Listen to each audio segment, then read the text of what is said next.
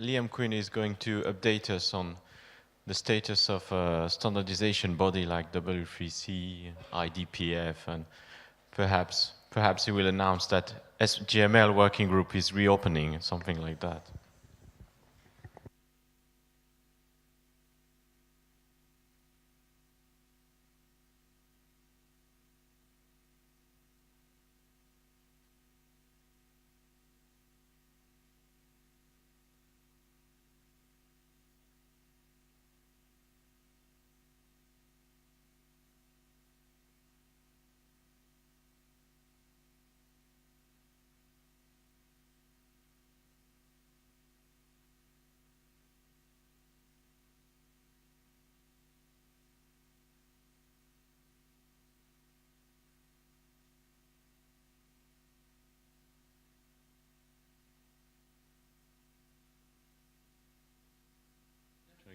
Oh, can you hear me now?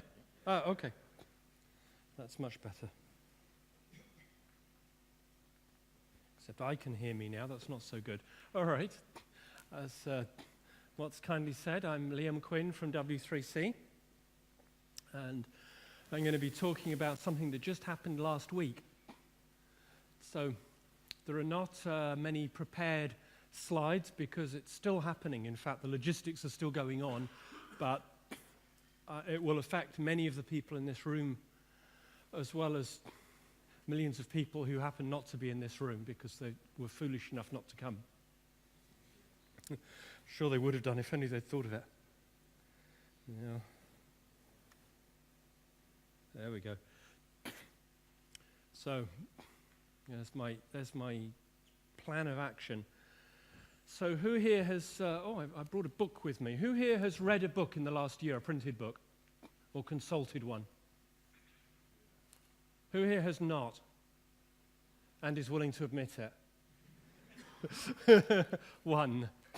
Who here has read an e-book in the last year? Quite high. And who has not? And who's not willing to admit it? All right.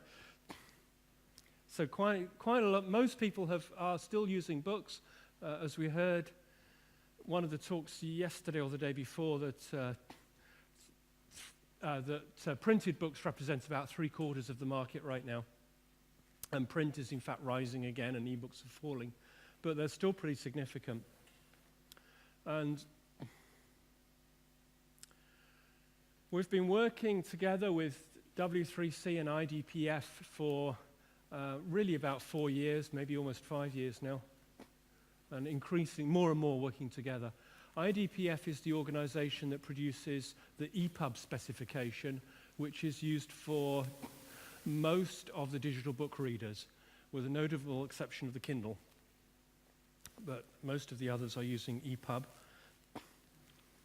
And I've spoken at this conference before about the idea that an e-book is really a website on a stick. But another way to look at it is it's a translation of a printed book into a digital format. And if you look at the EPUB spec, you see there's a number of things in there. They use XHTML with some XML manifests. They use CSS that we've just been hearing about. But they extend CSS because they use some properties that came from a CSS working draft because they were a separate organization and they weren't talking to the CSS working group very well. And so they prefixed them with -IPDF and then properties, rather than coming to the working group and saying we need to use these. And the CSS working group had no idea that someone was using these and went and changed them. Right, because it was just in a working draft and no one, as far as they knew, no one was using them, no one had implemented them, so they changed them. We don't want that. So for that and a host of other reasons, some of which I'll get into, we've merged. There is no longer an IDPF, and if you go to idpf.org, which I think I can do just by pressing a button, there we are. I had to press it more than once. There's IDPF, the International Digital Publishing Forum. There's their web page, and I'm certain you can't read that at the back, because I can't read it here. but this says, effective January 30th, 2017, IDPF has combined with W3C. This website is now an archive. Visit w3.org/publishing for information on EPUB development and other publishing at W3C activities. So, yes, comes back again, isn't that wonderful? All right, so we have a press release about it. We have a blog entry. We have the new publishing page, and I'm going to put some of these URLs back on the screen at the end of the talk. What happened to the EPUB spec, given that IDPF is no longer an organization, is that we contacted all the contributors to that spec and got them to sign an agreement that it could be republished as a W3 specification under the W3C royalty-free patent policy. They have done that, and IDPF, as their last kind of act as an independent organization, sent that spec to W3C as a member submission, so we've published it. Right now, and it will become input to a new working group, an EPUB working group. We have a draft charter for that, and there is a W3C public community group that you can join, should you wish, for the development of EPUB. So lots of stuff going on. There were some concerns raised publicly, and I'll just mention a couple of them to say that we really did listen and try and build consensus and get agreement. One of them was the concern that IDPF was an organization devoted to publishers, and W3C has a much broader remit, and the publishers would get lost. And I think that's a very valid concern. We had something similar in Canada with the association representing independent bookstores. It got merged into a much larger group, which then decided independent bookstores weren't very interested and stopped representing them. This is why there are no e-book kiosks in bookshops in Canada, for example, because they would all have to negotiate independently because the association's gone. No one else can start an association because it does legally exist. You know, it's a mess. So how do we prevent that happening? One way we prevent it happening, which is the thing that didn't happen in Canada, is that management from IDPF was transferred to management at W3C. So, in fact, Bill McCoy is the person who is now in management at W3C. We've also started a business group. I couldn't put that on the slide because it hadn't started until a few minutes ago. So it really is happening as we speak. That's actually, business group is pending, I think 5 or 4 more people supporting it before it will become a business group. So I can't give you a URL to it in these slides, sorry. I might be able to tomorrow. There were also complaints that EPUB doesn't belong at W3C. I think that's nonsense. I think we'll talk more about that. So the immediate benefits are work togethering. This is the German term for collaboration. And of course, that EPUB is made available under the W3C patent policy. Those are immediate benefits to people outside W3C, potentially anyway. But there's longer term benefits, and I think those will really be quite awesome. When you start merging the difference between an ebook and the web, one question is, what happens to web browsers when you've got people from publishing companies in the same room? Well, they start listening to other concerns. They start hearing other concerns. Typography on the web improves. We've already seen, because of the publishing work we've been doing in the last few years at W3C, we've already seen some differences. If anyone is lucky enough to have a Mac or with Safari, you can experiment with initial drop caps, for example, which is something that was added. Drop caps are part of wayfinding in traditional book publishing, a way of marking the beginning of a section if you don't have a heading. But what else could we do? How about linking between ebooks? You can link between web pages, but you can't link between ebooks today. It doesn't work because you don't know if you've bought the other ebook or not. How about the other way, taking part of a website and turning it into an ebook without the web publisher having to do anything or very much? Right now that's hard. We're working on making it easy. Consequence of that is in the future, you'll be able to use a browser engine like Gecko, for example, or Edge, to make an ebook reader. And that affects manufacturers. It also means that ebook reader can do web stuff. And that's quite a big benefit. And looking a little bit further forward, I've got a whole bunch of ebooks on my reader, but I can't search through them. What if I'm reading a book and I get into my car to commute to work? I actually work from home, so this is kind of, I have to use my imagination. But why doesn't the ebook reader automatically connect to the phone or the device in my car or the car's media entertainment system and start reading out loud that book using the accessibility technology? No reason except it doesn't happen. Consider going to a bookshop and buying a printed art book. Art book sales are increasing right now, but suppose it has a little RFID chip in, what's called near-field communication, NFC, the stuff that lets you take a debit card to the cash register and tap it rather than having to insert it. And it says tap error, try again, right? Imagine having a coffee table that is sensitive to these. These things exist today. You put the book on your table, and the book says, and the table communicates perhaps with your phone and says, or your tablet that you're holding, and says, hey, there's a book. Do you want to display this? Yes. Do this automatically? Yes. And now your television is displaying pictures from the book. And it's doing that because your device has communicated with the publisher's website.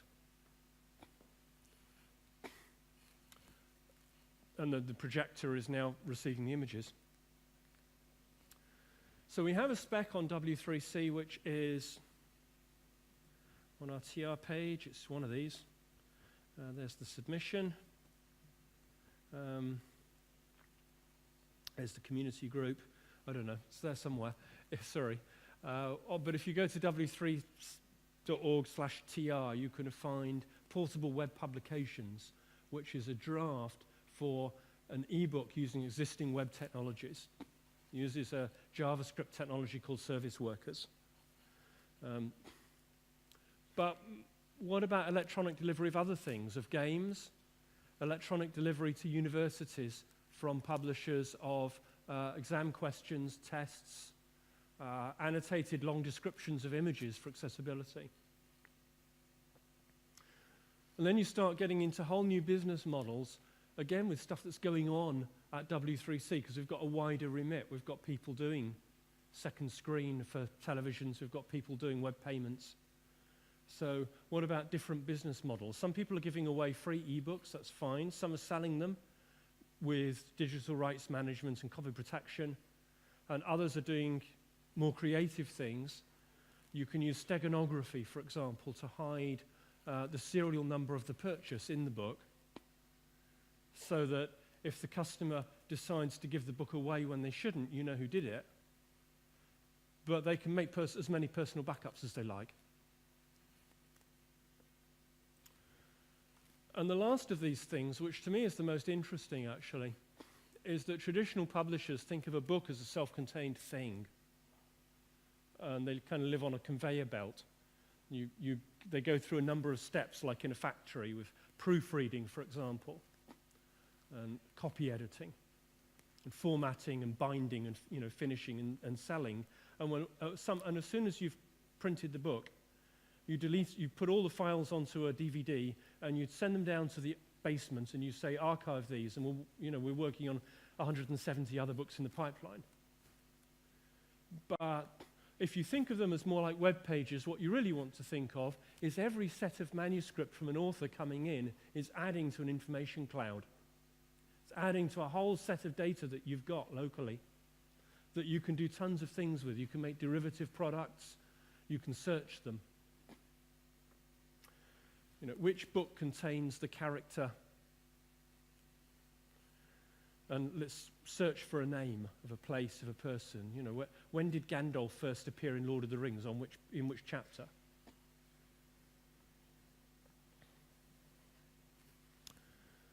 all this kind of possibility.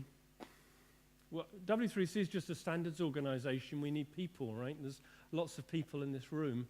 And the people in this room, you guys, are some of the world's experts at making use of information, at taking information and repurposing it, at producing it, at changing it and manipulating it.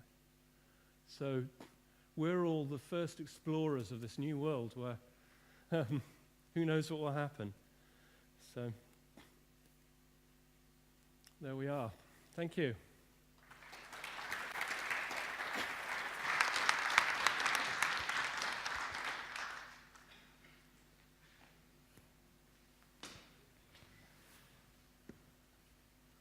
So, any question or remark? Oh, yes, over there.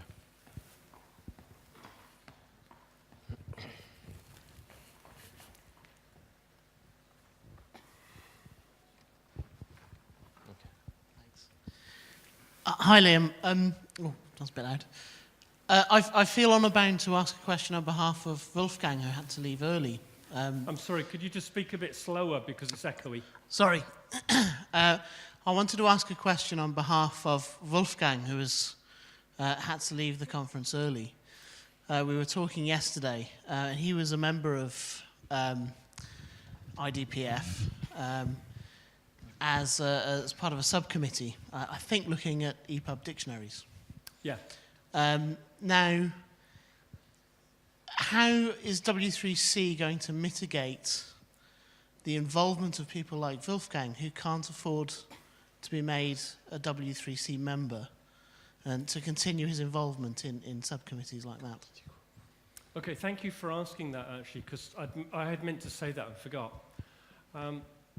Is anyone else here working for an organization that used to be an IDPF member?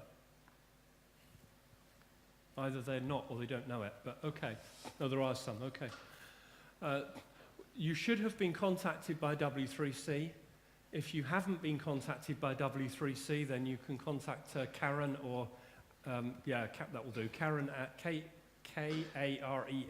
at w3.org. There is a transitional membership agreement, so you don't have to pay the full W3C membership. You can pay what you were paying before, basically, for the next 2 years. And after that, we don't know because it's only just happening.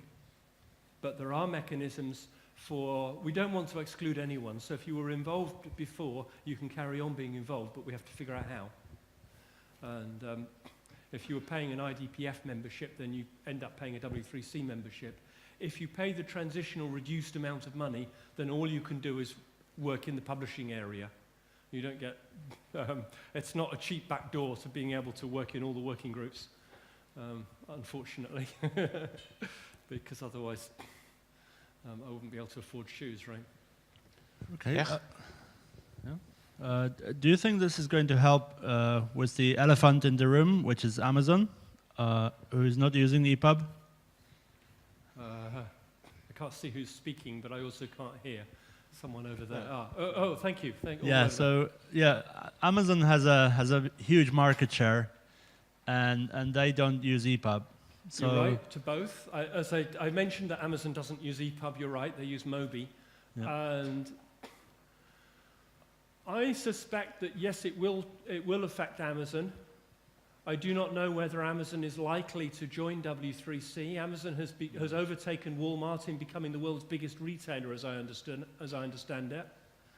And they're experimenting with flying robots that deliver things, which is much nicer than flying robots that kill people. But yeah, it depends what you deliver, doesn't it? But they have not been interested in standards because they consider themselves the leader, and usually it's the second and smaller companies that benefit most. But Amazon is still smaller than the web, right? So people are going to want, well, once you've merged the web and an ebook readers can do other things on the web, and if you try and sell an ebook reader that can't browse the web, people are going to say, what's the point? But if it can browse the web, it can do EPUB. So tough luck, Amazon. yeah, so that's one.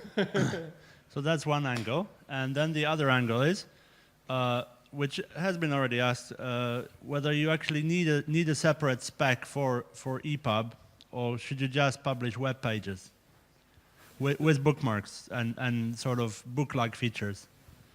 Does this have to be separate activity? Yeah, I think the question of whether you need a separate spec for ebooks is an interesting one. I don't think the world is ready to give up on books yet, on the idea of a book. So even if everything there can be done with a web browser, we want it to be in one place. This is how you do it. So I think there's still a place. Okay. But ask again in 5 years' time. Yeah, well, we'll do. Yeah, Thanks. I'm going to hold off because it's the same question. Okay. Sid? No? Who is going? No other question? Oh, sorry.